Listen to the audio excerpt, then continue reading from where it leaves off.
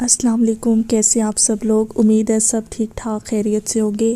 آج جو ناول میں شروع کرنے لگی ہوں اس کا نام ہے در دل، اور یہ پیش کیا جا رہا ہے عبداللہ کی فرمائش پہ۔ ناول شروع کرنے سے پہلے میری آپ سب سے ریکویسٹ ہے، کائنڈلی میرے چینل کو سبسکرائب کریں، ویڈیو کو لائک کریں اور کامنٹ میں اپنی رائے ضرور پیش کیا کریں۔ چلیے چلتے ہیں اب ناول کی طرف۔ ناول در دل، جن کی رائٹر ہے نبیلہ عزیز۔ اس کے قدم شکستہ تھے۔ کہتے ہیں کہ انسان کی اندرونی کیفیات صرف چہرے سے ہی نہیں، اس کے قدموں سے بھی عیاں ہوتی ہے۔ جیسے انسان کے چہرے کے تاثرات آنکھیں اور زبان بولتی ہے، بالکل اسی طرح انسان کے قدم بھی بولتے ہیں، اپنے جذبات، اپنی کیفیات ظاہر کرتے ہیں۔ جیسے کہ انسان خوش ہو تو سرشار قدم، غمزدہ ہو تو بوجھل، بیمار ہو تو نڈھال قدم، عجلت میں ہو تو تیز قدم، نشے میں ہو تو بہکے قدم، ناکام ہو تو مایوس قدم، بچہ ہو تو لڑکھڑاتے قدم، جوان ہو تو مضبوط قدم، بوڑھا ہو تو کمزور قدم، پرعزم ہو تو ثابت قدم، اور زندگی کے کسی اہم مقام پہ اگر ہارا ہو تو شکستہ قدم۔ اور آج وہ بھی ایک ہارا ہوا انسان تھا، آج اس کے قدم بھی شکستہ تھے۔ آج سے پہلے زندگی میں اس کے قدموں نے بھی ہزاروں ذائقے چکھے تھے۔ کئی بار سرشار ہوئے تو کئی بار بوجھل، کئی بار نڈھال ہوئے تھے اور کئی بار بہکے بھی تھے، لیکن شکستہ پہلی بار ہوئے تھے کیونکہ وہ ہارا پہلی بار تھا۔ وہ اس وقت پوری طرح سے ہارا ہوا ایک شکست خوردہ انسان لگ رہا تھا، اور اس وقت وہ کچھ کہنے اور کچھ کرنے کی پوزیشن میں ہرگز نہیں تھا۔ اس وقت وہ صرف سوچ سکتا تھا، کیونکہ اس وقت سوچنے کے علاوہ اس میں اور کوئی سکت نہیں تھی۔ اس کی ہمت، حوصلہ ڈوب چکا تھا شکست کی کسی اتھاہ گہرائیوں میں۔ وہ اپنے بے دم شکستہ قدموں پہ اپنی غمزدہ بوجھل ذلت کا بوجھ بمشکل اٹھا کر اسپتال کے پرائیویٹ روم کی چوکھٹ میں آ کھڑا ہوا، اور دور تک بچھی کشادہ راہداری میں دیکھنے کی کوشش کی تھی، اور اس کوشش کے بعد وہ مضبوط انسان دھواں دھواں ہو کے رہ گیا تھا، اور اس دھوئیں کی تاریکی اسے سرتاپا اپنے حصار میں گھیرنے لگی تھی۔ وہ چوکھٹ میں یوں کھڑا تھا جیسے اس کی دنیا یہیں پہ ختم ہو گئی ہو، اور اس چوکھٹ سے باہر اس کے لیے کچھ بھی نہیں بچا ہو۔ حالانکہ اب سے تھوڑی دیر پہلے تک وہ کافی حد تک مطمئن تھا، شاید اس لیے کہ اس کے دل میں کہیں نہ کہیں ایک چھوٹی سی، ایک مدھم سی امید سانسیں لے رہی تھی۔ اسے جانے والے پہ بہت زیادہ نہ صحیح تھوڑا بہت مان ضرور تھا، لیکن اسے تھوڑی دیر پہلے تک یہ خیال چھو کے بھی نہیں گزرا تھا کہ مان اکثر ٹوٹ جایا کرتے ہیں، اور امیدیں ہمیشہ دم توڑنے کے لیے ہی ہوتی ہیں۔ اگر اس چیز کا خیال اسے ذرا سا پہلے ہو جاتا تو وہ یقیناً کبھی بھی اس پہ مان نہ کرتا، مگر اب کیا ہو سکتا تھا؟ اب تو وہ بہت پیچھے رہ گیا تھا، بہت تنہا ہو گیا تھا۔ آج اس کی امید نے ہی دم نہیں توڑا تھا، بلکہ اس کا مان بھی ختم ہو گیا تھا۔ اس کی موہوم سی خوشی بھی بجھ کے رہ گئی تھی۔ وہ اس پرائیویٹ روم کی چوکھٹ میں کھڑا ابھی تک کشادہ راہداری کو دیکھ رہا تھا، جو تھوڑی دیر پہلے اتنے زیادہ لوگوں کی بدولت تنگ پڑ رہی تھی، اور اب بالکل خالی اور ویران نظر آ رہی تھی، بالکل اس کی ذات کی طرح۔ سر، کیا میں یہ روم صاف کر سکتی ہوں؟ ہسپتال کی ملازمہ مریض کے ڈسچارج ہوتے ہی روم کی صفائی ستھرائی کے لیے فوراً حاضر ہو گئی تھی۔ شاید اب اس روم میں کسی نئے مریض کو شفٹ کرنے کی تیاری ہو رہی تھی، اس لیے ان کو یہ روم ازسر نو صاف کرنے کی جلدی تھی۔ وہ جواباً کچھ بھی کہے بغیر چوکھٹ پہ رکھا اپنا ہاتھ ہٹا کر خود بھی وہاں سے ہٹ گیا تھا، لیکن اس کے قدم اس کا ساتھ نہیں دے پا رہے تھے۔ وہ اپنے شکست خوردہ قدموں سے چل کے بمشکل ہاسپٹل سے باہر پارکنگ تک آیا تھا۔ پارکنگ میں تھوڑی دیر پہلے اس کی گاڑی کے علاوہ اور بھی چند گاڑیاں کھڑی تھیں، مگر اس وقت صرف اس کی پراڈو موجود تھی۔ اپنی گاڑی کا لاک کھولتے ہوئے اسے اپنے ہاتھوں میں ہلکی سی لرزش محسوس ہوئی۔ شاید تنہا واپسی کے احساس نے اس کی تھکن، اس کی تنہائی، اس کی شکستگی میں اور بھی اضافہ کر دیا تھا۔ تھکے تھکے انداز سے گاڑی میں بیٹھتے ہوئے اس کی نظر پچھلی سیٹ کی سمت اٹھی تھی، جس پہ سرخ خون کے دھبے اب سیاہی مائل ہونے لگے تھے، لیکن اس کے ذہن میں وہ منظر، وہ لمحہ، وہ وقت آج بھی پہلے دن کی طرح تازہ تھا۔ اس کی سماعتوں میں اس کی دردناک چیخ آج بھی محفوظ تھی، اور وہ اس کی تکلیف سوچ کر آج بھی تڑپ اٹھتا تھا۔ آج بھی اس کا دل کسی انہونی شے کے خیال سے جیسے مٹھی میں آ جاتا تھا۔ وہ نہ جانے اور کتنی دیر یوں ہی گردن موڑے پچھلی سیٹ کو دیکھتا رہتا کہ اچانک اس کے سیل فون پہ ہونے والی وائبریشن نے اسے چونکا دیا تھا۔ مگر چونکنے کے بعد بھی اس نے سیل فون نکال کر دیکھتے اور یا کال ریسیو کرنے کی زحمت نہیں کی تھی، بلکہ لب بھیج کر سر جھٹکتے ہوئے اسٹیئرنگ تھام لیا اور اگلے ہی لمحے گاڑی آگے بڑھا لی۔ ہسپتال کے گھر کے گیٹ تک آ کر بھی اس کی کیفیت میں رتی برابر فرق نہیں آیا تھا۔ وہ ایک ٹرانس کی کیفیت میں گھر تک پہنچا تھا اور ایسی حالت میں کسی اور چیز کی طرف دھیان دینا ہرگز ممکن نہیں تھا۔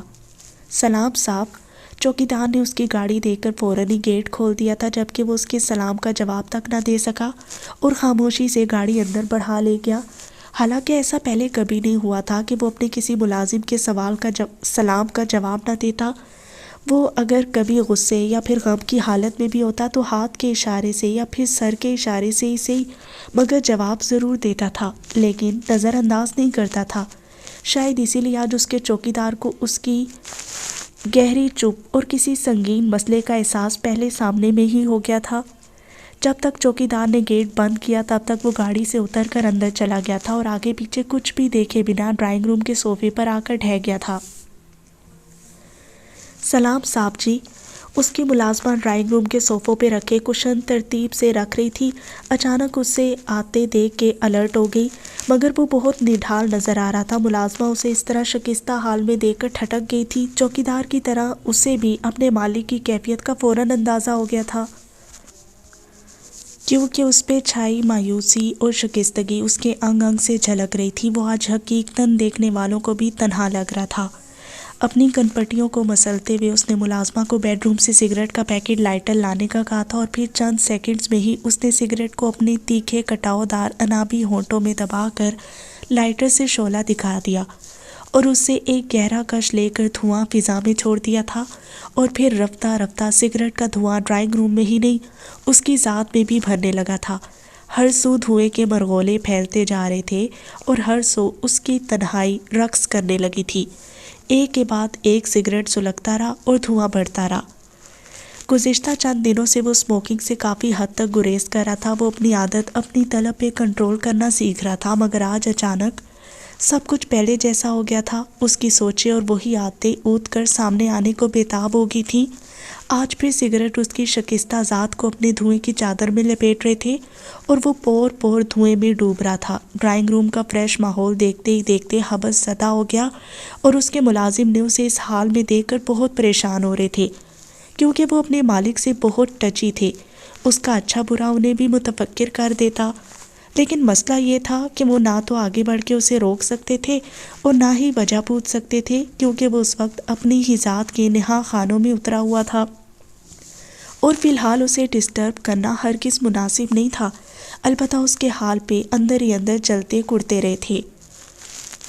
وہ شام سے ڈرائنگ روم کے صوفے پہ ایک ہی پوزیشن میں بیٹھا ہوا تھا اور مسلسل سگریٹ پھونکتے ہوئے اذیت ناکی کا یہ کھیل بھی جاری تھا، اور شام سے مسلسل اس کے قریب پڑی کرسٹل ٹیبل پہ رکھا موبائل لگاتار ہونے والی وائبریشن سے تھڑک رہا تھا، یوں جیسے کال کرنے والا اس کے لیے تڑپ رہا ہو، اور وہ موبائل سکرین دیکھے بنا بھی جانتا تھا کہ یہ تڑپ، یہ کال کس کی ہے۔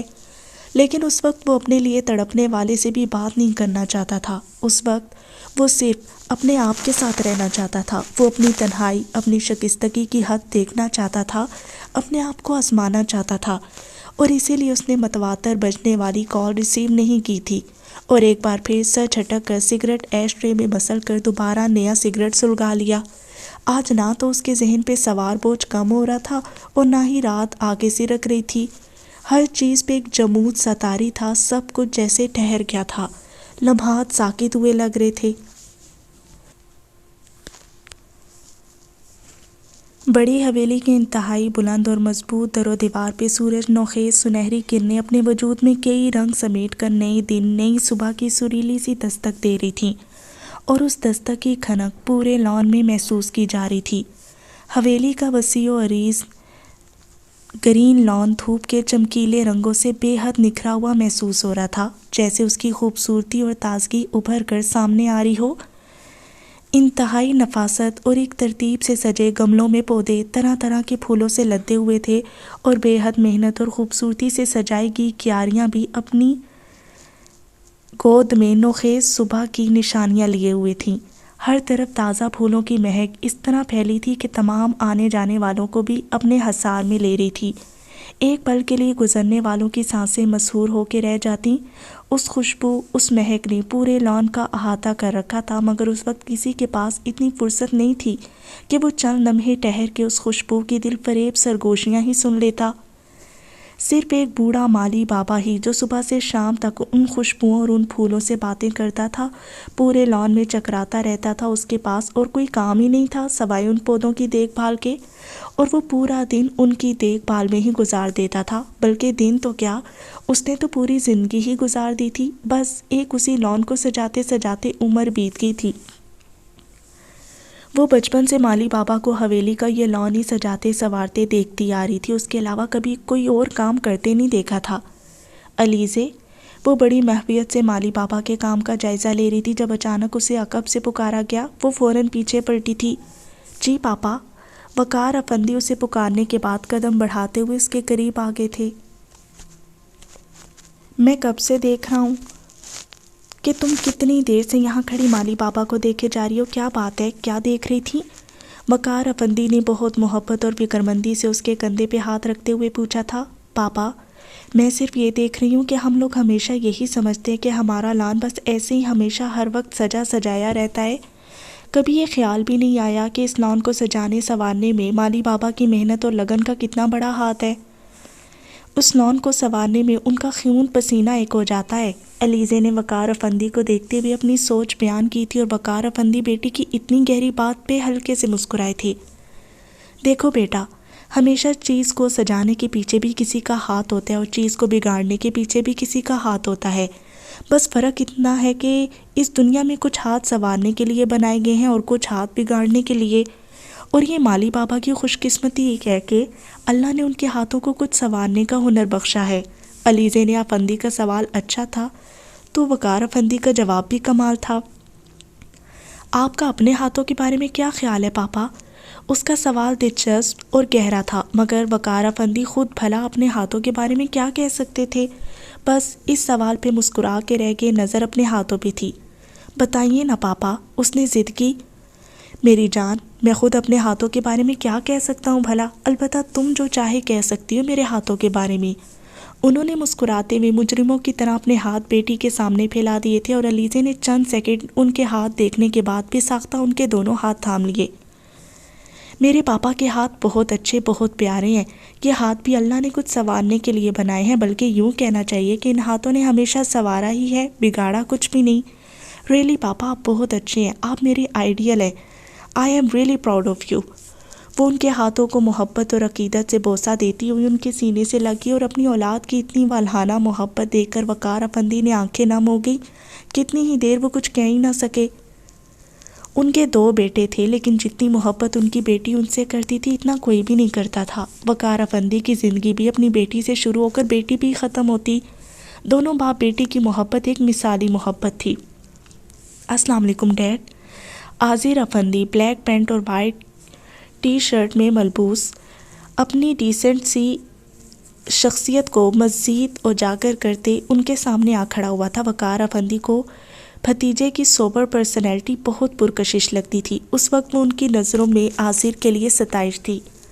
وعلیکم السلام، اتنی جلدی کہاں جا رہے ہو؟ انہوں نے اپنی مضبوط کلائی موڑتے ہوئے ٹائم دیکھتے ہوئے پوچھا تھا۔ اس وقت صبح کے 7 بج رہے تھے، اور وہ لوگ آفس کے لیے 8-9 بجے گھر سے نکلتے تھے۔ مجھے بہت افسوس کے ساتھ کہنا پڑ رہا ہے کہ ڈیڈ آپ بوڑھے ہو گئے ہیں۔ عازر کی بات پہ وقار افندی کے ساتھ ساتھ علیزے نے بھی حیرت سے اسے دیکھا تھا۔ انداز دونوں کا استفہامیہ تھا۔ ابھی رات کو ہی ڈیڈ کو بتانے ان کے کمرے میں بھی گیا تھا کہ میں صبح فیکٹری کی مشینری کا کچھ سامان لینے کراچی جا رہا ہوں، اور اس کام میں 3-4 دن لگ جائیں گے، لیکن ڈیڈ اتنے بوڑھے ہو چکے ہیں کہ انہیں اس وقت کچھ بھی یاد نہیں۔ عازر کے جواب پہ وقار افندی بھی ساختہ مسکرائے تھے۔ ہاں، اولاد جوان ہو جائے تو ماں باپ بوڑھے ہی ہو جاتے ہیں۔ انہوں نے عازر کا کندھا تھپکا تھا۔ لیکن ہم چاہتے ہیں کہ آپ ہمیشہ ہی جوان رہیں۔ عازر کی بات پہ علیزے ہنسی۔ ارے نہیں بیٹا، جوانی بہت بری شے ہے، بہت سی برائیوں کی جڑ ہے یہ جوانی۔ اگر انسان پہ یہ جوانی ہمیشہ رہتی تو دنیا میں پتہ نہیں کیا کیا فساد ہوتے اور کیا کیا قیامتیں آتی۔ شکر ہے کہ یہ خطرناک شے اللہ نے گزر جانے کے لیے بنائی ہے، یہ گزر جاتی ہے تو انسان سکون، صبر اور برداشت کے لبادے میں آ جاتا ہے۔ جیسے کسی طوفان، کسی آندھی کے بعد سکون اور سناٹا چھا جاتا ہے، کچھ ایسا ہی حال جوانی کے بعد بھی ہو جاتا ہے۔ جوانی جوبن پہ ہو تو دوسروں کو ڈراتی ہے، دھمکاتی ہے، رلاتی ہے، اور جو جوانی ڈھل جاتی ہے تب دوسروں سے ڈرتی ہے، خوفزدہ ہوتی ہے اور روتی ہے۔ اور رونے کا مطلب ہے عاجزی، اور عاجزی اللہ کو بہت پسند ہے میرے بچے۔ وقار افندی بہت گہرائی سے بولے تھے اور ان دونوں نے بھی انہیں بہت گہرائی سے سنا تھا۔ صبح صبح اتنی اچھی بات بتانے کے لیے تھینکس، مجھے اجازت دیجیے میں اب چلتا ہوں۔ عاذر ہاتھ ملا کر جانے کے لیے پلٹا۔ علیزے، جی بھائی، کچھ منگوانا ہے کراچی سے؟ وہ جہاں بھی جاتا تھا علیزے سے ضرور پوچھتا تھا۔ جی منگوانا ہے، وہ آہستگی سے بولی۔ کیا؟ عاذر کو خوشی ہوئی تھی کہ وہ کچھ منگوا رہی ہے۔ سمندر، وہ مسکرا کر شرارت سے بولی تھی۔ یعنی تم لاہور کو ڈبونا چاہتی ہو؟ نہیں، میں خود ڈوبنا چاہتی ہوں۔ تمہارے لیے تو ایک گلاس پانی بھی کافی ہے ڈوبنے کے لیے، عاذر نے چھیڑا تھا۔ نہیں، میں ایسی جگہ ڈوبنا چاہتی ہوں جہاں سے میرا کوئی اتا پتہ بھی نہ ملے۔ تو پھر سمندر کو لاہور لے کر آنے کی کیا ضرورت ہے؟ تم میرے ساتھ کراچی چلو۔ عاذر اس کی باتوں کا جواب دلچسپی سے دے رہا تھا۔ مگر میں چاہتی ہوں کوئی خود مجھے ڈبونے کے لیے آئے۔ علیزے کا لہجہ عجیب سا ہوا۔ یہ تم سمندر کی بات کر رہی ہو یا کسی انسان کی؟ عاذر ٹھٹکا تھا۔ بات تو ایک ہی ہے عاذر بھائی، ڈوبنے والا بھی ظالم ہوتا ہے اور ڈبونے والا بھی ظالم، یعنی سمندر بھی ظالم اور انسان بھی۔ علیزے کا لہجہ ہنوز تھا۔ لگتا ہے پاگل ہوگی ہو۔ وہ ہلکے سے مسکراتے ہوئے اس کے سر پہ چپت لگا کر آگے بڑھ گیا اور علیزے اپنے مالی بابا کے پاس جا کر باتیں کرتے وقار افندی کے پاس آ گئی۔ چلے پاپا ناشتہ کرتے، مجھے بھوک لگ رہی ہے، وہ ان کا بازو پکڑتے ہوئے بولی تھی، اور وہ اپنی بات ختم کر کے بیٹی کے ساتھ قدم بڑھاتے اندر ڈائننگ روم میں آ گئے جہاں باقی فوج بھی جمع ہو چکی تھی۔ آج موسم بے حد سرد تھا۔ پچھلے کئی دنوں سے انگلینڈ کے تمام شہروں میں لگاتار ہلکی ہلکی بارش ہو رہی تھی اور یہ بارش تمام شہریوں کے لیے ایک معمول بن گئی تھی، جیسے یہ بھی ان کی روٹین کا حصہ، اور اس بارش کے باوجود وہ اپنے روزمرہ کے کام بہت ہی اچھے طریقے سے نپٹا لیتے تھے۔ ایسی بارشیں ان کی صحت اور کام پہ ذرا اثر نہیں ڈالتی تھیں، لیکن آج رات ہونے والی آندھی، دھند، برف باری نے تمام نظام درہم برہم کر رکھ دیا۔ روزمرہ کی روٹین ڈسٹرب ہو کے رہ گئی تھی، تمام سڑکیں، تمام راستے بند ہو چکے تھے۔ آج اندرون اور بیرون ملک جانے والی تمام فلائٹس بھی کینسل ہو چکی تھی۔ بہت سے شہری اپنے گھروں سے نکلنے سے بھی قاصر تھے کیونکہ ان کی کھڑکیوں، دروازوں کے آگے بھی برف کے پہاڑ سے کھڑے تھے۔ آج برف 6 سے 7 فٹ تک پڑی تھی اور گورنمنٹ کے ملازمین صبح سے سڑکوں اور گھروں کے سامنے سے برف ہٹانے میں جتے ہوئے تھے، اور یہ ان کی پھرتی اور بہادری تھی کہ دوپہر 1 بجے تک وہ گھروں کے سامنے سے برف ہٹانے میں کافی حد تک کامیاب ہو گئے تھے۔ بہت سے لوگ برف کے ہٹتے ہی قیدیوں کی طرح گھروں سے باہر نکلے، اور ان قیدیوں میں ایک وہ بھی تھی جو گھر سے نکلنے کے لیے بےتاب ہو رہی تھی۔ اس نے گرم مفلر سر اور کانوں پہ لپیٹتے ہوئے چونک کر دروازے کی سمت دیکھا جہاں فائزہ بیگم کھڑی اسے دیکھ رہی تھی۔ کہاں جا رہی ہو؟ مفلر لپیٹ کر وہ اپنے ہاتھوں پہ بلیک کلر کے گرم گلوز چڑھانے لگی۔ میں کیا کہہ رہی ہوں مدھیہ؟ فائزہ بیگم نے سختی سے کہا۔ اپنے فرینڈز کے ساتھ جا رہی ہوں مام، کسی کے ساتھ بھاگ نہیں رہی، آپ فکر نہ کریں۔ مدھیہ دروازے کی سمت بڑھتے خفگی اور ناگواری سے بولی۔ نبیل تمہارا پاسپورٹ مانگ رہا تھا، فرائیڈے کو ہم لوگ پاکستان جا رہے ہیں، اس نے ٹکٹ کنفرم کروانے ہیں۔ فائزہ بیگم کی آواز پہ اس کے قدم ٹھٹک گئے۔ میں نے آپ کو کل ہی بتا دیا تھا کہ میں پاکستان نہیں جاؤں گی، آپ نے میرا جواب نبیل بھائی کو بتایا نہیں؟ وہ بیرونی دروازے کے ہینڈل پہ ہاتھ رکھ کے اپنے اصلی سرکش لہجے میں بات کر رہی تھی۔ بتایا تھا، مگر وہ کہتا ہے کہ تم ایک بار پھر سوچ لو، تم کہاں رہنا پسند کرو گی، پاکستان میں یا پھر انگلینڈ میں؟ اگر پاکستان میں رہو گی تو سب اپنوں کے درمیان رہو گی، اور اگر انگلینڈ میں رہو گی تو اکیلی رہ جاؤ گی، کیونکہ انگلینڈ رہ جانے کی صورت میں تمہیں ہم سے ہمیشہ کے لیے تعلق ختم کرنا ہوگا۔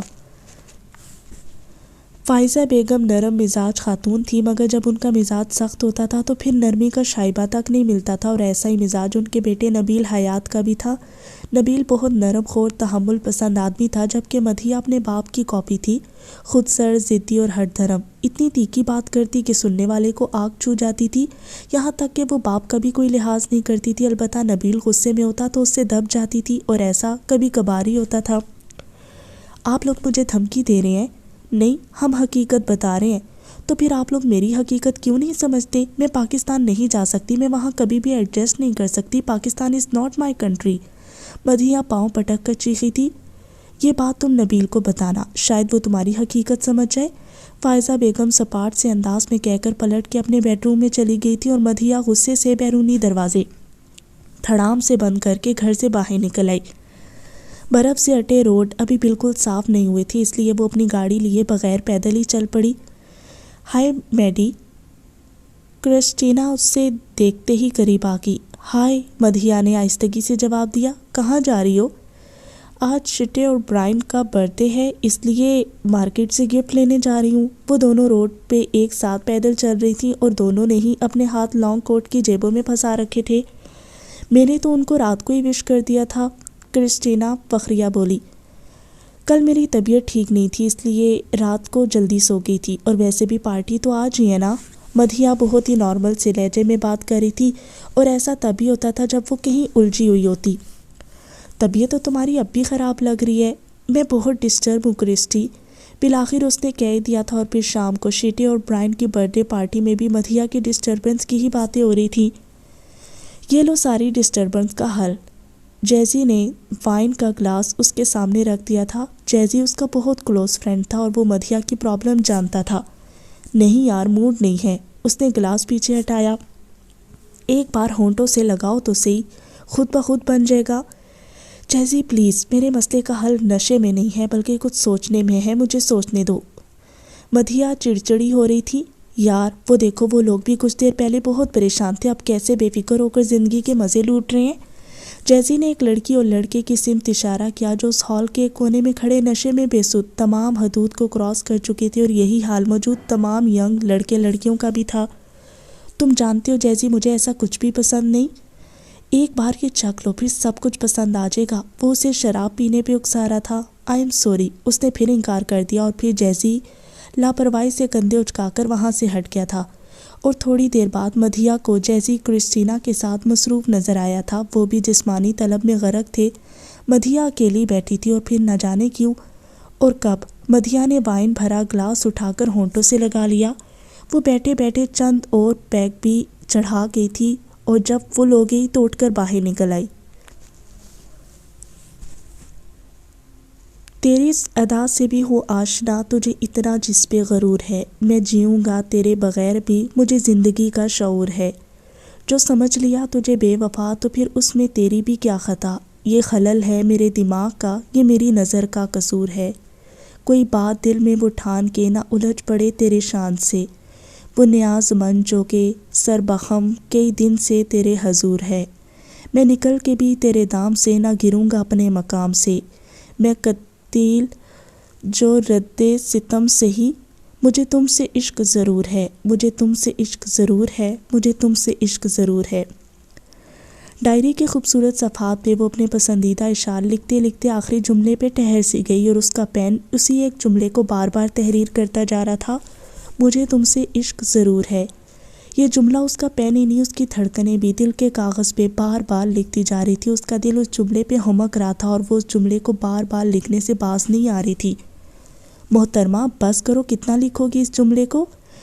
نگارش نہ جانے کب چپکے سے کمرے میں داخل ہوئی اور دبے قدموں سے چلتی اس کے پیچھے آ کھڑی ہوئی تھی، اور وہ اپنی ڈائری میں شاعری لکھنے میں ایسی مہو تھی کہ اس کی آمد کا ذرا احساس نہیں ہوا تھا، اور نگارش کی اچانک ابھرنے والی آواز پہ بری طرح گڑبڑا گئی تھی، اور اس گڑبڑاہٹ نے کام خراب کر دیا تھا۔ اس کا ہاتھ ٹھٹکنے سے پورا صفحہ داغدار ہو گیا تھا۔ اتنی خوبصورتی اور نفاست سے لکھے اشعار بدنما سے نظر آنے لگے تھے، جس پہ نگارش کو تو بے حد افسوس اور ندامت بھی ہوئی، مگر وہ چپ چاپ عجیب سی نظروں سے دیکھتی رہ گئی۔ اس کی آنکھوں پہ ہلکے سے دکھ کا عکس تھا۔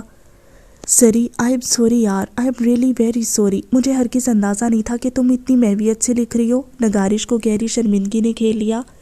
اٹس اوکے بھابھی، چند لفظ ہی تھے نا جو مٹ گئے، کون سا قسمت کا لکھا مٹا ہے جس پہ افسوس کیا جائے۔ سری چند لمحے بعد بغور لفظوں کی بگڑی حالت دیکھتی رہی، پھر سر جھٹک کر نگارش کی سمت متوجہ ہوئی۔ آپ میرے بیڈ روم میں بدروحوں کی طرح کیوں چکرا رہی ہیں؟ عبداللہ بھائی کہاں ہیں؟ اس نے سوال کرتے ہوئے ٹیبل پہ بکھری شاعری کی کتابیں سمیٹنا شروع کر دیں۔ وہ نیچے نبیل بھائی کے پاس بیٹھے ہیں۔ نگارش چلتی ہوئی زری کی ڈریسنگ ٹیبل کے سامنے آ رکی تھی، جہاں بہت ہی دل فریب پرفیومز کا کلیکشن سجا تھا۔ وہ یوں ہی پرفیومز اٹھا اٹھا کر چیک کرنے لگی۔ یار یہ نائٹ فرینڈ کی خوشبو تو مدہوش کر کے رکھ دیتی ہے، نگارش پرفیوم اپنی آستین پہ سپرے کرتے ہوئے مسحور سے لہجے میں بولی تھی۔ لیکن جس نے یہ خوشبو دی ہے وہ کبھی بھی مدہوش نہیں ہونے دیتا، نہ اپنی قربت میں، نہ اپنی محبت میں اور نہ اپنی فرقت میں۔ زری نگارش کے ہاتھ میں موجود پرفیوم کی خوبصورت سی شیشی دیکھ کر بس سوچ کے رہ گئی تھی۔ زری یہ پرفیوم برتھ ڈے پہ تمہیں کس نے گفٹ کیا تھا؟ پتہ نہیں، اتنے زیادہ گفٹ سے اب تو ٹھیک سے یاد بھی نہیں۔ ایسے حالانکہ اس کے دل پہ لکھا تھا کہ یہ پرفیوم کس نے دیا ہے۔ ویسے ہے بہت قیمتی اور بہت کمال کی خوشبو ہے۔ نگارش نے دوبارہ تعریف کی، لیکن زری اسے اتنا بھی نہیں کہہ سکتی تھی کہ تمہیں پسند ہے تو تم رکھ لو۔ نبیل کے ساتھ مدھیہ نہیں آئی؟ مدھیہ آتی تو اس وقت تمہارے سامنے ہوتی، یعنی نیچے دونوں مرد حضرات اکیلے ہیں۔ جی جناب اکیلے ہیں، اور میں ان دونوں میں مس فٹ تھی، اس لیے تمہارے پاس آ گئی۔ نگارش ڈریسنگ ٹیبل سے ہٹ کر بیڈ پر آ بیٹھی تھی۔ مدھیہ بہت دنوں سے ہمارے گھر نہیں آئی، کیا مسئلہ ہے؟ مسئلہ غمگیر ہے یار، نگارش سنجیدہ ہوتے ہوئے بولی تھی، جبکہ زری ٹھٹک سی گئی۔ کیا مطلب؟ نبیل بھائی اور فائزہ آنٹی پاکستان شفٹ ہو رہے ہیں۔ نبیل بھائی نے اپنا سارا بزنس وائنڈ اپ کر لیا ہے اور فرائیڈے کے لیے ٹکٹ بھی کنفرم کروا رہے ہیں، مگر مدھیہ اپنا پاسپورٹ نہیں دے رہی، وہ پاکستان نہیں جانا چاہتی۔ اس نے صاف انکار کر دیا۔ ان کے گھر میں کافی مسئلہ چل رہا ہے آج کل۔ نگارش کے ساری بات بتانے پر زری خاصی پریشان ہو گئی تھی۔ وہ پاکستان کیوں نہیں جانا چاہتی؟ یار یہ تو وہ بتا سکتی ہے کہ وہ کیوں نہیں جانا چاہتی۔ نگارش نے کندھے اچکائے۔ کہیں کوئی اور مسئلہ تو نہیں؟ سوچا تو میں نے بھی یہی ہے۔ نگارش نے اس کی ہاں میں ہاں ملائی۔ لیکن بھابھی اگر وہ کسی کو پسند کرتی ہے تو مجھے ضرور بتاتی، وہ اپنی باتیں چھپاتی نہیں ہے۔ زری ڈاماڈول تھی۔ پھر پتہ نہیں کیا چکر ہے، اس نے فائزہ آنٹی کو صاف انکار کر دیا کہ وہ پاکستان نہیں جائے گی۔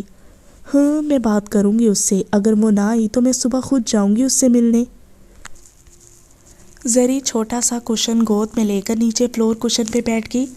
تم بھی تو پاکستان جانا چاہتی ہو، تم کب جاؤ گی؟ نگارش نے اس پہ نظریں جماتے ہوئے زومینی لہجے میں پوچھا تھا، اور زری کی نظریں بے ساختہ اس جملے پہ جھک گئی تھی۔ کیا مجھ سے تنگ آ گئی ہیں؟ وہ سنبھلتے ہوئے بولی۔ ارے میری جان، دل والوں سے کون تنگ آ سکتا ہے؟ نگارش نے بیڈ پہ بیٹھے بیٹھے ذرا سا جھک کر زری کا گال کھینچا تھا۔ کیا مطلب دل والوں سے؟ وہ انجان بنتے ہوئے بولی۔ مطلب یہ کہ تم دل والی ہو، لیکن افسوس یار وہ دل والا نہیں، دماغ والا ہے۔ وہ دماغ سے سوچتا اور دماغ سے ہی کرتا ہے، اور تم دل سے سوچتی اور دل سے کرتی ہو۔ بے شک وہ سراپا دل ہے، مگر پھر بھی اس پہ دماغ حاوی رہتا ہے۔ وہ سوچ کا پرندہ ہے اور تم محبت کی چڑیا، بہت دلچسپ جوڑی ہے۔ نگارش نے وہ سب کہہ ڈالا جو زری دل میں لیے پھرتی تھی۔ زری کو حال دل عیاں ہو جانے پہ بڑی حیرت ہوئی۔ بھابھی آپ کو کیسے؟ سویٹ ہارٹ، تم بھول رہی ہو کہ میں بھی ایک دل والی ہی ہوں۔ میری تمہارے بھائی سے لو میرج ہوئی ہے، میں نے بھی محبت کی ہے، میں بھی محبت کے استاد کی شاگرد رہ چکی ہوں، بس فرق اتنا ہے کہ ہمیں ڈگری مل گئی ہے اور تم ابھی زیر تعلیم ہو، تمہارا امتحان ابھی باقی ہے۔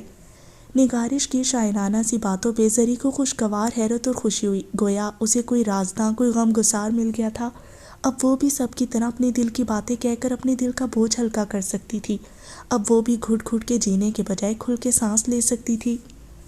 بھابھی آئی لو یو سو مچ یار، آئی لو یو سو مچ۔ زری بے ساختہ اٹھ کر نگارش سے لپٹ گئی۔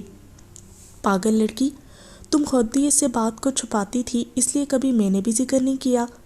میں ڈرتی ہوں بھابھی، مجھے تشہیر ہونا اچھا نہیں لگتا، اور پھر عبداللہ بھائی کا خیال دامن پکڑ لیتا ہے، وہ کیا سوچیں گے میں ان کے دوست سے۔ زری تمہیں پتہ ہے نا، جس دوست کی تم بات کرتی ہو وہ نبیل اور عبداللہ کی جان ہے۔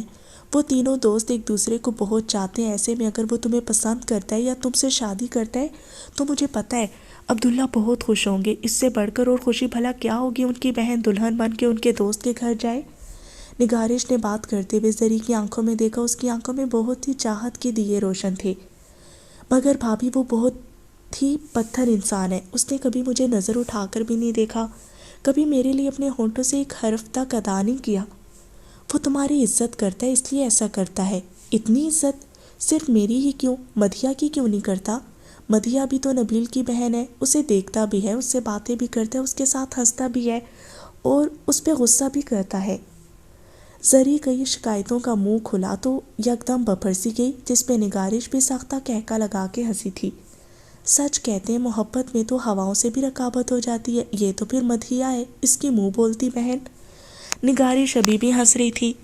پگلی، اگر تم غور کرو تو مدھیہ رشتے میں تمہاری نند ہوگی، کیونکہ وہ مدھیہ کو بہن سمجھتا ہے، اور یہ مدھیہ جو آج کل فائزہ آنٹی اور نبیل کے بھائی کے قابو نہیں آ رہی، مجھے پورا یقین ہے کہ اگر وہ یہاں ہوتا تو مدھیہ کب کی پاکستان جانے کے لیے مان چکی ہوتی۔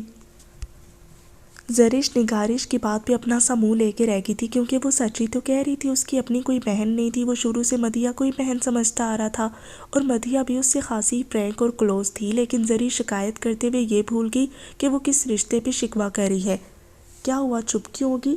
بس ایسے ہی، یہ نائٹ فرینڈ اسی نے گفٹ کیا ہے نا؟ اس کے انداز میں شرارت تھی، اور زری نے مسکراتے ہوئے سر ہلا دیا، جس پہ نگارش ایک بار پھر کھلکھلا کر ہنسی تھی، اور زری نے خود سے چہرہ جھکا لیا۔ وہ رات کو سونے سے پہلے صبح 6 بجے کا الارم سیٹ کر کے سویا تھا۔ اسے پتا تھا کہ وہ بے حد تھکا ہوا ہے، اس لیے ہو سکتا تھا کہ صبح آنکھ دیر سے کھلتی، جس کے ڈر سے اس نے پہلے سے انتظام کر لیا تھا، لیکن ہوا وہی تھا جس کا اسے ڈر تھا۔ وہ اتنی گہری نیند سویا تھا کہ اس کی آنکھ الارم کی تیز آواز پہ بھی نہیں کھلی تھی، یہاں تک کہ سورج کی تیز نوکیلی کرنیں برآمدے میں اس کے بستر تک بھی آ گئیں، مگر وہ دنیا جہاں سے بے خبر لمبی تان کے گہری نیند سو رہا تھا۔ حالانکہ گھر میں موجود اس کی امی اور بہنیں ناشتہ کرنے کے بعد گھر کے چھوٹے موٹے کام بھی نپٹا چکی تھی، لیکن پھر بھی ان لوگوں نے اسے جگانے کی کوشش نہیں کی تھی۔ وہ بھی جانتی تھی کہ وہ اتنے دنوں سے تھکا ہوا ہے، صبح گھر سے نکلتا ہے اور شام کو مایوس تھکا ہارا واپس آتا ہے، لیکن نوکری کی نوید کہیں سے نہیں ملتی۔ کچن میں برتن دھو کر ترتیب سے رکھتے ہوئے اچانک اسٹیل کا ڈونگا مریم کے ہاتھ سے چھوٹ کر فرش پر جا گرا، اور ایک دھڑام کی آواز پہ وہ یکدم ہڑبڑا کے اٹھ بیٹھا تھا۔ اس نے غائب دماغی سے سارے ماحول کو سمجھنے کی کوشش کی، کیونکہ اس کے خیال میں اس وقت صبح 6 بجے کے مطابق ہکا بکا اندھیرا ہونا چاہیے تھا، جبکہ یہاں تو ہر طرف سورج صاحب کا راج نظر آ رہا تھا۔ کیا ٹائم ہوا ہے امی؟ 9 بج رہے ہیں بیٹا، تم تھکے ہوئے تھے اس لیے تمہیں نہیں جگایا، تم اٹھ کے منہ ہاتھ دھو لو، مریم تمہارا ناشتہ بنا دیتی ہے، آبدہ خاتون نے نرمی سے کہا تھا۔ او میرے خدایا، آپ نے یہ کیا کیا امی؟ مجھے ایک جگہ انٹرویو کے لیے جانا تھا، اتنے دنوں سے میں آج کے دن کا انتظار کر رہا تھا۔ اسے افسوس نے شکنجے میں لے لیا، وہ بالوں میں انگلیاں پھنسائے اپنے بستر پر بیٹھا رہ گیا۔ دیکھو بیٹا، ہوتا وہی ہے جو قسمت میں ہوتا ہے، تم لاکھ اس دن کا انتظار کرتے، لیکن اس دن بھی وہی ہونا ہے جو اللہ نے شروع سے ازل سے لکھ دیا ہے۔ آج تمہاری قسمت میں انٹرویو دینا نہیں لکھا تھا، اسی لیے تم گہری اور بے فکر نیند سوئے رہے، ورنہ روزانہ تم ہی تو صبح صبح اٹھ کر کام کی تلاش میں چلے جاتے ہو۔ آج تھکن زیادہ تو نہیں تھی، بس یہ سمجھو کہ آج قسمت نہیں تھی۔ آبدہ خاتون نے بہت پیار اور تحمل سے بیٹے کو سمجھایا تھا، جو نیند سے اٹھتے ہی افسوس کی حالت میں بیٹھا تھا۔ ماں کی بات پہ چپ کا چپ رہ گیا۔ بھائی، آپ کے لیے ناشتہ بناؤں؟ مریم کچن سے نکلتے ہوئے بولی۔ وہ ابھی بھی کچن کے کام نپٹا کر فارغ ہوئی تھی۔ اس سے چھوٹی چاروں بہنیں اسکول اور کالج کے لیے نکل چکی تھی، جبکہ وہ آج کل ایگزام سے فارغ ہو کر گھرداری میں مصروف تھی، اور ماں کے ساتھ مل کر اپنی غربت اور مفلسی پہ صبح اور شام جلتی کرتی رہتی تھی۔ نہیں، رہنے دو، وہ کچھ سوچتے ہوئے اچانک کھیس ہٹا کر بستر سے اٹھ کھڑا ہوا اور اپنی چپل پہن کر تیزی سے غسل خانے میں چلا گیا۔ ٹھنڈے پانی کے 2-3 چھپاکے مارنے کے بعد گیلا ہاتھ بالوں میں پھیرتے ہوئے غسل خانے سے نکل کر کمرے میں آ گیا۔ جلدی جلدی کپڑے بدلے، گھڑی باندھی اور فائل اٹھا کر بغل میں دیا، اپنی آستین کے بٹن بند کرتا باہر نکل آیا۔ بیٹا ناشتہ تو؟ نہیں امی، بھوک نہیں ہے۔ وہ ان سے دعا لینے کے لیے ان کے سامنے جھکا، اور پھر اتنی ہی تیزی کے ساتھ والے کمرے میں چلا آیا۔ السلام علیکم ابا، کام کے لیے جا رہا ہوں، دعا کیجیے گا۔ وہ بیمار باپ کے قریب جھکا اور ان کا ہاتھ چوم کر ان کی کمزور سی مسکراہٹ سمیٹ کر گھر سے نکل گیا، اور مریم اپنے بھائی کے بغیر ناشتے چلے جانے کا بوجھ دل پہ لیے تھکے تھکے قدموں سے چلتی اندر آ کر اکیلی گمسم سی بیٹھ گئی تھی۔ ایسا ہی کچھ بوجھ آبدہ خاتون کے دل پہ بھی تھا، مگر وہ ایک باہمت خاتون تھی، وہ ایک دکھ دل میں چھپا کر دوسرے دکھ کو بہلانے آ گئی تھی۔ ان کا شوہر دروازے کی سمتی دیکھ رہا تھا کہ شاید کوئی اندر آئے اور ان کی تنہائی کاٹے۔ وہ آج پھر کام ڈھونڈنے چلا گیا ہے، حالانکہ میں نے اسے منع بھی کیا ہے کہ آج گھر پہ رہو اور تھوڑا آرام کر لو۔ وہ شوہر کی آنکھوں کے سوال اسی طرح پڑھ لیتی تھی جیسے کاغذ پہ لکھی تحریر۔ نہیں، اس نے ناشتہ نہیں کیا، ایسے ہی اٹھ کر چلا گیا ہے۔ ہاں، آپ بھی دعا کرو، اللہ اسے مایوس نہ کرے۔ عابدہ خاتون آہستہ آہستہ شوہر کے پاؤں اور ٹانگیں دبانے لگی تھی۔ جی مریم دوسرے کمرے میں ہے، وہ بھی اپنے بھائی کے بارے میں سوچ رہی ہوگی، دن رات اکیلی بیٹھی اپنا خون جلاتی رہتی ہے۔ وہ سارے جواب خود ہی دیتی جا رہی تھی اور ان کے شوہر نے آہستگی سے تھکے تھکے انداز میں آنکھیں مول لی تھیں۔ اس گھر میں موجود تینوں نفوس ایک ہی فرد کے متعلق سوچ رہے تھے اور اس ایک کے متعلق سوچتے سوچتے جب دوسرے کا خیال آتا تھا تو دل دکھ سے بھر جاتا تھا۔ آج اسے 3-4 دن ہو گئے تھے نوکری کے لیے بڑی حویلی کے چکر لگاتے ہوئے، لیکن اس کی بدقسمتی کہ اسے حویلی پہ کوئی بھی نہیں ملتا تھا سوائے مبارک خان کے۔ مبارک خان وقار افندی کا خاص ملازم تھا۔ حویلی کے تمام اہم کام مبارک خان کے ذمے تھے۔ تمام ملازموں کی نگرانی کرنا بھی اسی کی ذمہ داری تھی۔ اس کی سب پہ کڑی نظر ہوتی تھی۔ گھر کی عورتوں کو کہیں آنا جانا ہوتا، کوئی شاپنگ وغیرہ کرنی ہوتی، کوئی بیمار ہوتا تو ان سب کو اپنی ذمہ داری پہ اپنے ساتھ لے کر جانا بھی مبارک خان کے کاموں میں شمار ہوتا تھا، اور اکثر وہ گھر کے علاوہ وقار افندی کے آفس کے کام بھی نپٹا لیتا اور ضرورت کے وقت وہ وقار افندی کے ڈرائیور کے فرائض بھی سر انجام دے لیتا۔ وقار افندی بزنس کے سلسلے میں شہر کے کہیں باہر جاتے تو بھی مبارک خان کو ساتھ لے کر جانا نہیں بھولتے تھے۔ مبارک خان ان کا رائٹ ہینڈ تھا۔ بہت سے کام مبارک خان کے ذمے لگا کر وہ خود اکثر لاپرواہ ہو جاتے، کیونکہ انہیں پتہ ہوتا تھا کہ جو کام انہوں نے کہہ دیا ہے وہ اسے کر کے ہی دم لے گا اور دوبارہ کہنے کی ضرورت بھی پیش نہیں آئے گی، اور ہوتا بھی ایسا ہی تھا۔ وہ اپنا کام بہت محنت اور ایمانداری سے کرتا تھا۔ حویلی کے تمام ملازموں کے ساتھ وہ بہت سخت اور روکھا پھیکا تھا۔ اپنے مالکان کے ساتھ وہ بہت مؤدب اور مہذب ہوتا تھا اور عام لوگوں کے لیے بے حد نرم اور رحم دل سا تھا۔ وہ کسی کو دکھ اور پریشانی میں نہیں دیکھ سکتا تھا۔ یہی وجہ تھی کہ اس نے آج تک وقار افندی سے کہہ کر بہت سے لوگوں کے مسائل حل کروائے تھے، بہت سے غریبوں کی مدد کروائی تھی اور کئی لوگوں کو نوکریاں بھی دلوائی تھیں، اور جس کو نوکری دلوائی تھی وقار افندی آج بھی تعریف کرتے تھے کہ وہ لوگ اچھا کام کر رہے ہیں، اور مبارک خان وقار افندی کی طرف سے ملنے والی تعریف پہ خوش ہو جاتا تھا۔ اس کی بڑی بڑی مونچھیں خوشی اور فخر سے اور بھی پھول جاتی تھیں۔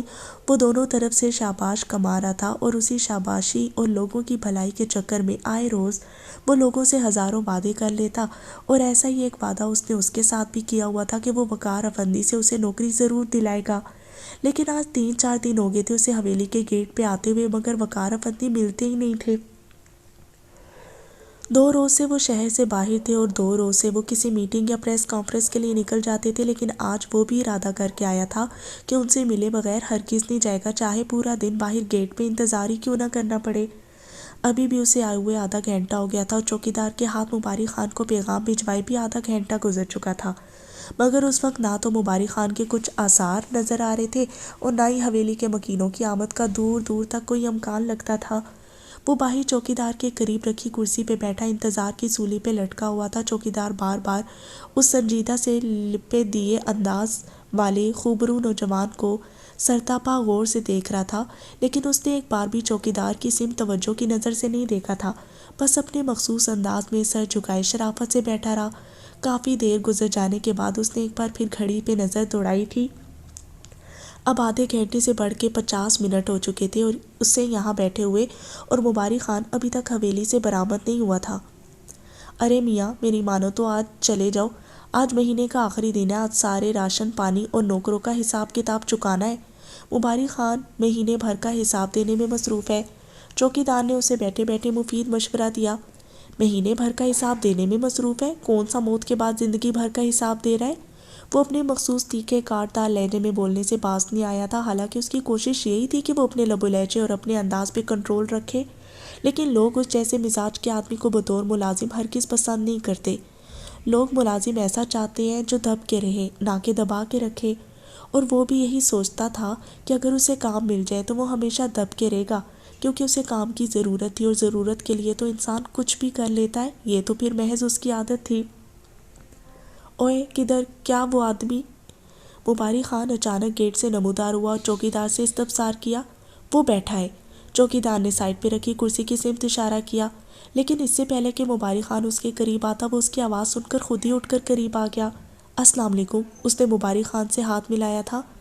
ہاں ہاں وعلیکم السلام، چلو اندر چلو، میں نے صاحب سے بات کی ہے تمہاری نوکری کے لیے، لیکن وہ کہتے ہیں کہ پہلے اس آدمی سے مل لیں، اسے دیکھ پرکھ لیں، پھر کام پہ رکھیں گے۔ مبارک خان اسے بتاتے ہوئے ساتھ لے کر اندر داخل ہوا اور بڑی حویلی کے گیٹ سے اندر قدم رکھتے ایک بار اس کے قدم اپنی جگہ پہ جم سے گئے اور دوسرے ہی پل وہ بمشکل اپنے قدموں سے جیسے بھاری پتھر باندھ کر چلتا آگے بڑھایا تھا۔ عالی شان حویلی کی آن بان اس کے در و دیوار سے جھلک رہی تھی۔ اس نے اس حویلی کو ہزاروں بار دیکھا تھا، مگر باہر سے اور دور دور سے۔ آج پہلی بار اس جنت نما حویلی کو دیکھنے کا موقع نصیب ہوا تھا۔ حویلی جتنی باہر سے خوبصورت نظر آتی تھی اس سے 100 گنا زیادہ اندر سے خوبصورت تھی۔ کئی کنال پہ تو اس کا لان پھیلا ہوا تھا اور لان کا سبزہ نظروں کو نرم نرم سا سکون بخش رہا تھا۔ ایک سائڈ پہ مچھلی نما فوارہ بہہ رہا تھا اور فوارے سے نکلنے والا پانی لان کے درمیان سے چھوٹی سی ندی کی طرح چکر کھا کر حویلی کے سائڈ والے لان کی طرف جا رہا تھا۔ البتہ لان کی دونوں سمت آنے جانے کے لیے خوبصورت چھوٹا سا گولائی کی شکل میں پل بنایا گیا تھا اور اس پل سے گزر کر ہی لان کی اس سائڈ پہ جایا جا سکتا تھا۔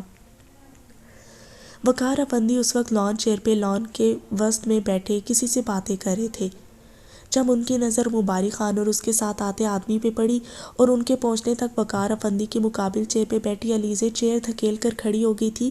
اس کے آنے والوں کی سمت پشت تھی۔ اوکے پاپا، میں ویٹ کرتی ہوں، آپ فارغ ہو کر جلدی آ جائیں۔ وہ جھک کر ٹیبل پہ رکھی اپنی بکس اور میگزین اٹھا کر اندر کی سمت بڑھ گئی۔ اس کی متوازن چال اور قدموں کی تمکنت وہ دور تک دیکھتا رہ گیا۔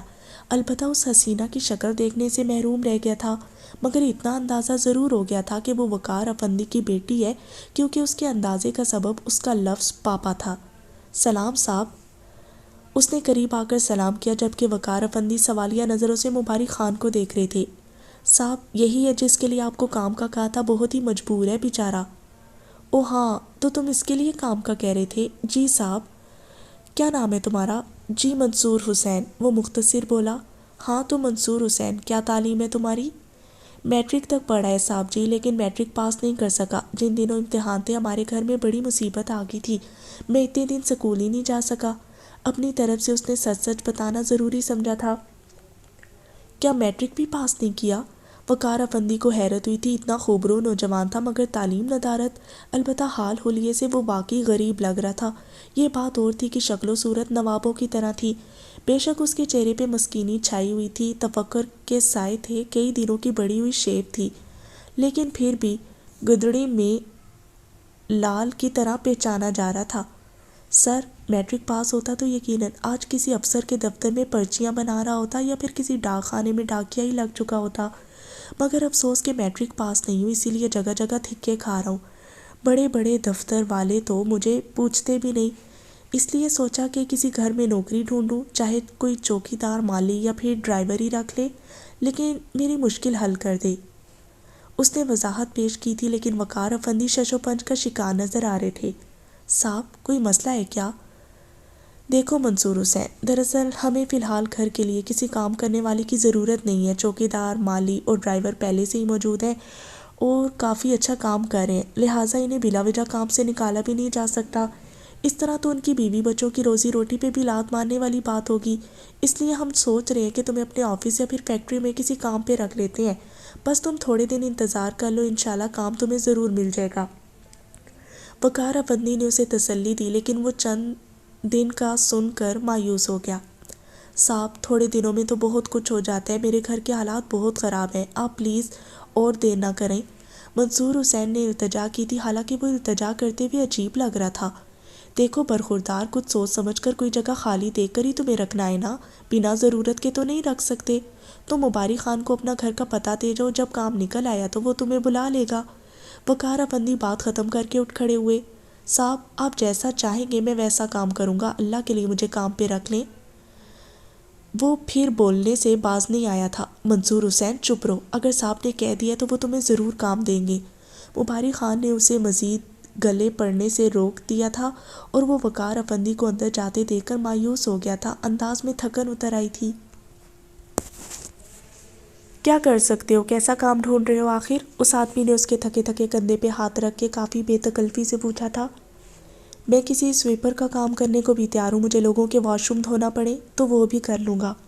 اس کا لہجہ بے حد تلخ اور کچھ بھیگا ہوا تھا، لہجے کی نمی اپنی مجبوری پہ تھی اور لہجے کی تلخی اپنی بے بسی پہ۔ کیا وہ اتنا ہی قسمت کا مارا تھا کہ کوئی بھی اسے کام پہ نہیں رکھ رہا تھا؟ حالانکہ ہر بندے کے سامنے التجا کرتا پھر رہا تھا، اس کو اتنے دن ہو گئے تھے وہ لوگوں سے کام بھیک کی طرح مانگتا پھر رہا تھا، مگر اسے یہ بھیک کسی ایک در سے بھی نصیب نہیں ہوئی تھی۔ ہر ایک نے سوری کا سگنل دے کر اسے دیکھنا بھی گوارا نہیں کیا، اور وہ پورا دن اپنے قدموں سے ناپ کے شام ڈھلے سڑک کے کنارے بنے اسے ڈھابے کے ایک بینچ پہ آ بیٹھا تھا، جہاں اس وقت چند اور لوگ بھی چائے اور سگریٹ کے شغل فرمانے میں مصروف تھے، لیکن خود اس کی جیب میں 10 روپے بھی نہیں تھے کہ وہ دن بھر کا بھوکا پیاسا خالی پیٹ کو چائے کے ڈیزل سے ٹکور دینے کے لیے ایک کپ چائے کا ہی پی لیتا۔ اوئے باؤ جی، کیا لے کر آؤں آپ کے لیے؟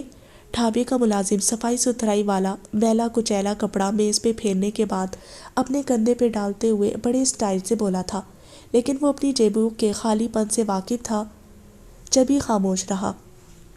باؤ جی، میں آپ سے بات کر رہا ہوں، کیا لینا ہے؟ کچھ نہیں لینا۔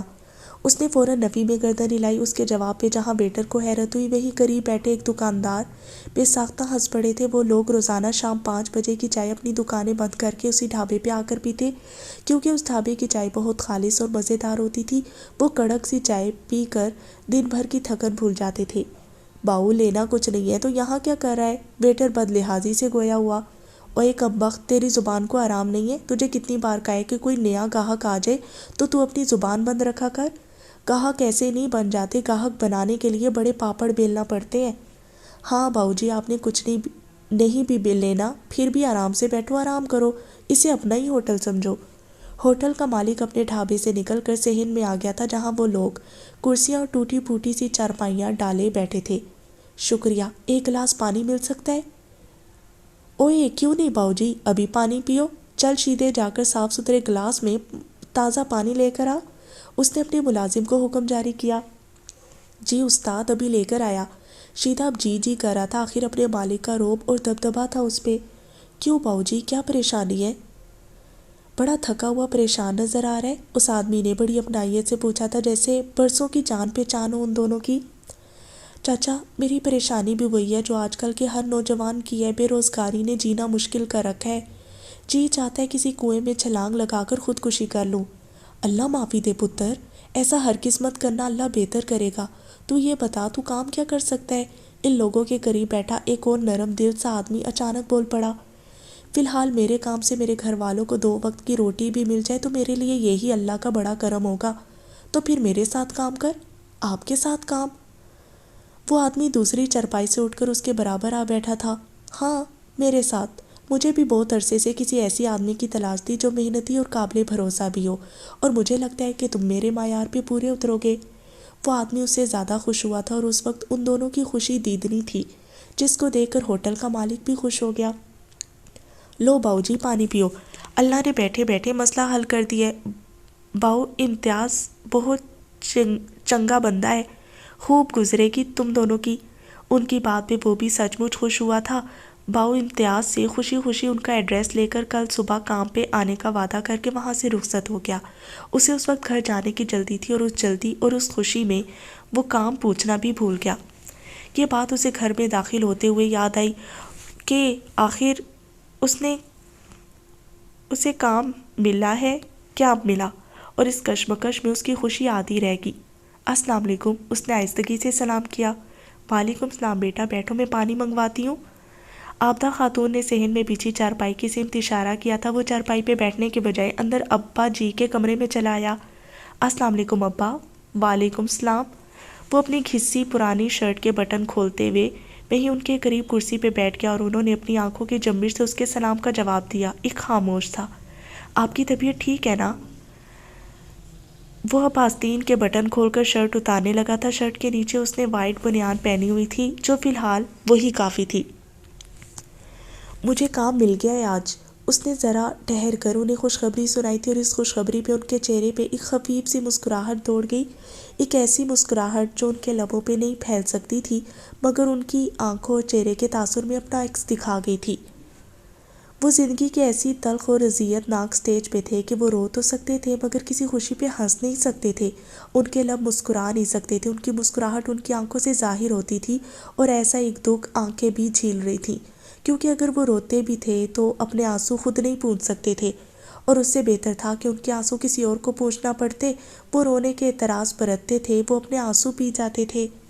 مجھے ابھی یہ تو نہیں پتا کہ کام کیسا ہے، مجھے کیا کرنا ہے، بس یہی کافی ہے کہ مجھے کہیں کام تو مل گیا ہے نا، اس نے لاپرواہی سے بتایا. پھر تو بہت بہت مبارک ہو آپ کو. مریم اس کے لیے چائے کا کپ لے کر اندر چلی آئی. وہ بھی یہ خوشخبری سن چکی تھی. خیر مبارک، بس تم دعا کرو. وہ چائے کا کپ تھامتے ہوئے کافی ہلکے پھلکے لہجے میں بولا تھا. پچھلے 5 منٹ سے ڈور بیل متواتر بج رہی تھی، لیکن گھر میں موجود دونوں افراد میں سے ایک بھی اٹھ کر دروازہ کھولنے کا نام نہیں لے رہا تھا. حالانکہ رات 2 بجے بھی وہ اسی طرح جاگ رہے تھے جیسے دن کے 2 بجے کا وقت ہو. نبیل حیات چاہ رہا تھا کہ فائزہ بیگم اٹھ کر دروازہ کھولے تاکہ وہ اس کا سامنا نہ کرے، جبکہ دوسری طرف فائزہ بیگم چاہ رہی تھی کہ نبیل اٹھ کر دروازہ کھولے تاکہ انہیں اس کے ساتھ چیخ چخ نہ کرنی پڑے. اور اسی کشمکش میں وہ اپنی اپنی جگہ پہ اٹھنے اور نہ اٹھنے کا فیصلہ ہی نہیں کر پا رہے تھے. بالآخر وہ ڈور بیل پہ ہاتھ رکھ کے ہٹانا بھول گئی تھی اور آخرکار نبیل حیات کو راکنگ چیئر سے اٹھنا ہی پڑا. مضبوط قدموں سے چلتے ہوئے بیڈ روم کا دروازہ کھول کر وہ نیچے اتر آیا. اس کے قدم جتنے مضبوط تھے اتنے ہی بھاری بھی محسوس ہو رہے تھے. اس نے لب بھیجتے ہوئے آگے بڑھ کے ڈور کھولا. سامنے ہی وہ نشے کی حالت میں کھڑی اپنا توازن برقرار نہ رکھتے ہوئے تقریباً ڈول رہی تھی. نبیل کو اپنے سامنے دیکھ کر ذرا ٹھٹکی. ہائے، اس نے وہیں کھڑے کھڑے ہاتھ ہلا کر اس کی سمت ہلکی سی مسکراہٹ اچھالی تھی. مدھیہ. نبیل یکدم غصے سے دھاڑا. اس کی آنکھیں غصے سے سرخ پڑ گئی تھی. وہ کافی سخت تیوروں سے اس کی سمت بڑھا تھا. نبیل رکو. فائزہ بیگم یکدم دہل گئی. تھوڑی دیر پہلے وہ بھی اٹھنے سے گریز کر رہی تھی، مگر جب نبیل کے سیڑھیاں اترنے کی آواز آئی تو نہ چاہتے ہوئے بھی وہ بھی اٹھ آ گئی کہ کہیں دونوں بہن بھائیوں میں زیادہ بدمزگی نہ ہو جائے. مما آپ پلیز اس معاملے سے دور رہیں، اب میں خود نپٹا لوں گا. آخر یہ چاہتی کیا ہے؟ یہ ایسا کیوں کر رہی ہے؟ کیا پلان ہے اس کا؟ اس کا بازو اپنے جرحانہ شکنجے میں دبوچتے ہوئے اسے کھینچتا ہوا اندر لے آیا تھا اور لا کر ڈرائنگ روم کے صوفے پہ دھکیل دیا. وہ لڑکھڑا کے منہ کے بل صوفے پہ گری تھی اور کتنے ہی لمحے سنبھل نہیں پائی. نبیل کیا کر رہے ہو؟ نہیں، میں آج اس سے فائنلی بات کر کے جاؤں گا. اسے ایک آخری فیصلہ کرنا ہی ہوگا. نبیل صوفے پہ جھکی ہوئی مدھیہ کی طرف دوبارہ بڑھنے لگا کہ اچانک تیزی سے فائزہ بیگم نے اسے بازو سے پکڑ کر روک لیا. کیا بات کرو گے اس سے؟ وہ تو ہوش میں ہی نہیں ہے. ابھی تو یہ ہوش میں نہیں ہے، لیکن صبح اس کے سارے ہوش و حواس ٹھکانے آ چکے ہوں گے. آپ بس اسے اتنا بتا دیجیے گا کہ کل میرے اٹھنے سے پہلے وہ کہیں مت جائے. اسے جو بھی فیصلہ کرنا ہے وہ کل صبح ہو جانا چاہیے. میں اب اور زیادہ برداشت نہیں کروں گا بس. وہ جاتے جاتے سیڑھیوں سے پلٹ کر ماں کو اپنا فیصلہ سنا آیا تھا، لیکن پھر بھی اس کے اندر کا غصہ اور بے بسی کم نہیں ہو پا رہی تھی. وہ اضطراری انداز میں اپنے کمرے میں ادھر سے ادھر ٹہلنے لگا. سمجھ نہیں آ رہا تھا کہ وہ اس لڑکی کے ساتھ کیا کرے. وہ اتنے دنوں سے کسی لائن پہ نہیں آ رہی تھی اور فائزہ بیگم اس کے ساتھ بحث و تکرار کر کر کے تھک گئی تھی. نبیل اس کے ذکر سے بچنے کے لیے حد الامکان کوششیں کرتا رہتا تھا، مگر پھر بھی کہیں نہ کہیں اس کا ذکر نکل ہی آتا. وہ اب کے اس کے چال چلن سے اپنی تحمل مزاجی کا دامن چھوڑنے لگا تھا. وہ غصہ بہت کم کرتا تھا، مگر آج کل غصہ اس پہ حاوی رہنے لگا تھا، صرف اس کی وجہ سے. حالانکہ وہ کافی کول سا بندہ تھا. کمرے میں ٹہلتے ہوئے بلکہ چکراتے ہوئے اسے کچھ ہی دیر گزری تھی کہ اس کے سیل فون پہ رنگ ٹون بجنے لگی. اس نے چونک کر سیل فون اٹھایا. پاکستان سے اس کے دوست کی کال تھی. اس نے گھڑی پہ ٹائم دیکھا، 2 بج رہے تھے، تو اس کا مطلب تھا کہ پاکستان میں اس وقت صبح کے 7 بجے کا وقت تھا.